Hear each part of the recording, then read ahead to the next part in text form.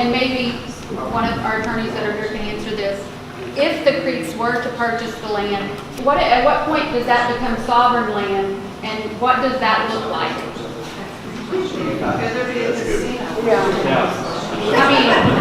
I own 22,000 acres in Osage County, and every time the tribe buys any land, they take it sovereign. And what their highest and best use of right now is smoke shops and casinos. Now, it may be prostitution houses in the future. Yeah, I mean, they're sovereign. So you absolutely lose control. And I'm a proponent of the Native American tribes. I'm not going on record as, bashing them, but they do have the sovereign right. So if the Creeks bought this, I think they would use it as a golf course. But there's nothing prohibiting them as a sovereign to doing other things with that property. You've got the deed of dedication, but that you're now talking sovereign versus sovereign. It gets very tricky. I don't recommend you going there, but you might. Casino recreational?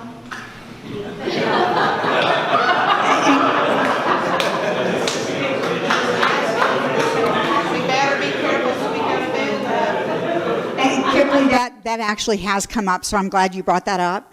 And that was one of the context of, well, if we did acquire it some way with the city, and the city maintained the golf course space, maybe they could end up buying the commercial land. I don't know. I mean, they'd have to figure all of that out. But the tribe thought that could be a very easy way to get into it.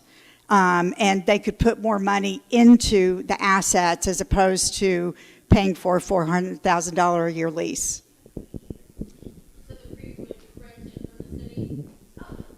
So let me tell you, I gotta pay a compliment to Christy, because we obviously have different opinions, but she and I have been always very civil to one another, and I respect her, and I believe she does me, and we'd like to keep this dialogue that way. I know the emotion makes that difficult at times, but we want to try our best to keep it civil.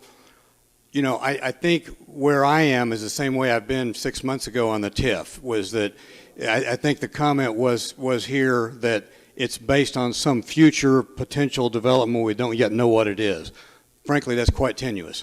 Number two, the city of Bigsby has never done a TIF based on residential. Is that correct? So that would have to be overcome as well, competing with a lot of other interests. So I'm still listening. I'm still open. I've never had an offer. Christy, a lot of what-if questions, respectfully, about values or cost or whatever, but no one has ever come to me with an offer. When the operators met at the city, I was not invited. I've not been invited to the tribe. I think we're trying to remedy that, but I'm still open to that. But meanwhile, I'm moving forward, and if some of these things come along, then we can look at that.